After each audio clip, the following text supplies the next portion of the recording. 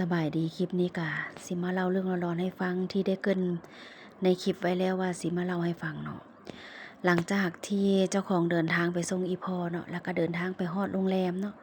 พอไปฮอดโรงแรมเนาะเจ้าของกะเตรียมตัวหิ้วกระเป๋าจะขึ้นไปในห้องเนาะเพราะว่าทุกเทื่อนี่พอยีหันจะขึ้นไปพร้อมกันเนาะขึ้นไปพร้อมกันแล้วแต่เผอิญว่ามื้อนั้นหันพอยีหันบ่ได้ขึ้นมาพร้อมกันเพราะว่าเราสิเอารถไปจอด ถ้าเราขึ้นมาพร้อมกันเราสิก่อนสิเข้าห้องเราจะเคาะห้องเด้เราจะเคาะห้องป๊อกๆ3 รอบแล้วเราก็สิเอาเหรียญไปวางจังสิเปิดประตูแล้วก็เอาเหรียญไปวางตามมุมห้องนะมุมใดมุมหนึงเนาะแต่เผอิญว่าเจ้าของหันขึ้นไปก่อนเราหันเอารถไปจอดหลังจากขึ้นไปถึงแล้วก็อ่าไปส่งลูกชายกับอีพ่ออยู่ในห้องเนาะเจ้าของก็ลากกระเป๋าไปที่ห้องแล้วก็เปิดเลยค่ะเปิดประตูเข้าไปเลยเนาะ เปิดประตูเข้าไปแล้วก็เสียบการ์ดเนาะเสียบการ์ดเวลาเฮาเสียบการ์ดนี่มันก็สิมีไฟมีหยังสินะเปิดโทรทัศน์ก็จังได๋สินะหลังจากนั้นเนาะสักพักหนึ่งพอยีหันก็นำมาฮอดในห้องนะแต่เราก็บ่ได้ถามหยังได้ว่าเจ้าได้เฮ็ดแบบนั้นแบบนี้บ่ก็บ่ได้ถามเนาะเจ้าของก็แบบบ่ได้เอะใจอีหยังเนาะ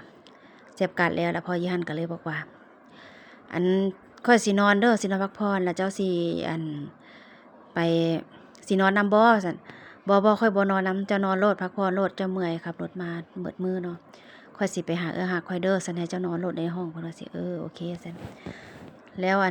หลังจากนั้นพอยีหันก็อาบน้ำอาบท่าเนาะเพิ่นก็เตรียมตัวสินอนแหละแล้วเพิ่นเลยเฮ็ดรีโมทโทรทัศน์นั่นน่ะรีโมททีวีตกแล้วบัดนี้ละถ่านออกมันละกระจายออกมาเนาะถ่านอีหยังกระจายออกมาเพิ่นละเก็บเข้ามาแล้วก็ใส่คืนคือเก่าแล้วก็ลองเปิดโทรทัศน์เบิ่งว่ามันได้บ่เพิ่นน่ะถ้าเปิดแล้วมันได้บัดนี้เนาะ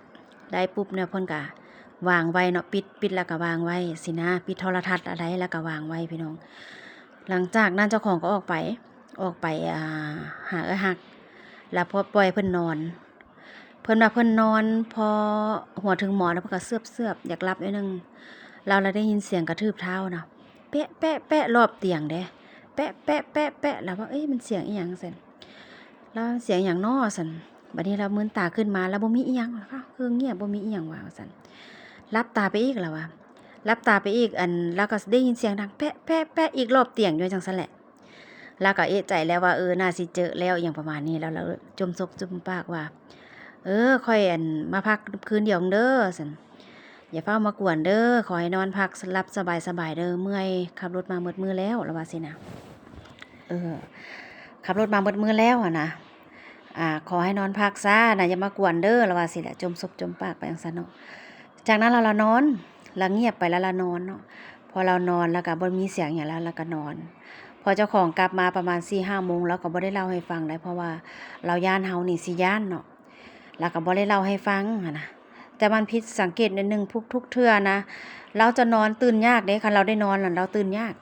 แต่รอบนี้เฮาเคาะประตูรอบนึง2 รอบเราก็เปิดประตูแล้วเราก็เตรียมตัวไว้เรียบร้อยได้นุ่งเครื่องไว้เรียบร้อยเนาะก็แปลกใจอยู่นิดนึงแต่ว่าเฮาก็บ่ได้ทักถามอีหยังเนาะจากนั้นมาก็พาอีพ่อไปกินข้าวกินหยังแล้วเนาะก็เจ้าของก็ทอดการ์ดออกมันก็ปิดหมดแล้วไฟน่ะหลังจากพาอีพ่อไปกินข้าวหยังแล้วนะเจ้าของก็พากันล้มกันว่าเดี๋ยวสิพากันไปเที่ยวเนาะคืนนี้เนาะแล้วก็กลับจากกินข้าวแล้วก็พากันขึ้นห้องเวลาขึ้นห้องไปก็ไปส่งลูกส่งอีพ่อเข้าไปในห้องแล้วก็บอกว่าบ่ต้องออกมาเด้ออีพ่ออีแม่สิไปเที่ยวบ่ต้องเปิดประตูคันบ่ฮู้จักน่ะคันว่ามีคนมาเคาะลูกเบิ่งคนว่าเป็นไผนะบ่แม่นบ่ฮู้จักก็บ่ต้องเปิดจังได้บอกลูกไว้เนาะลูกก็เจ้าของก็ย่างไปในห้องก่อนย่างเข้าไปในห้องไปเปิดประตูพอเปิดประตูปุ๊บโทรทัศน์ละเปิดเองทีวีน่ะเปิดเองคือเฮาปิดแล้วว่าทีวีเฮาบ่เสียบการ์ดไปหยังโทรทัศน์คือเปิดโทรทัศน์ก็เปิดเป็นแสงสีฟ้าๆพี่น้องเนาะเปิดเสียงคือมีคนอยู่หั่นน่ะแต่เจ้าของบ่เอะใจได้แต่ว่าพ่อยีหั่นเพิ่นอยากเอะใจแล้วพ่อยีหั่นแต่เพิ่นบ่ปากเพิ่นเฮ็ดเงียบๆไว้เนาะเจ้าของก็สงสัยอยู่พอเฮาเสียบการ์ดไปแอร์ก็จังเปิดเนาะแอร์กับไฟก็เปิดขึ้นมาแต่โทรทัศน์เปิด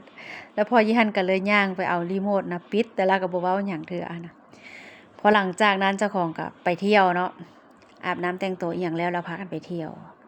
ไปเที่ยวกลับมาประมาณตีหนึ่งตีสองแล้วก็เจ้าของก็เลย ขึ้นไปในห้องขึ้นห้องกับ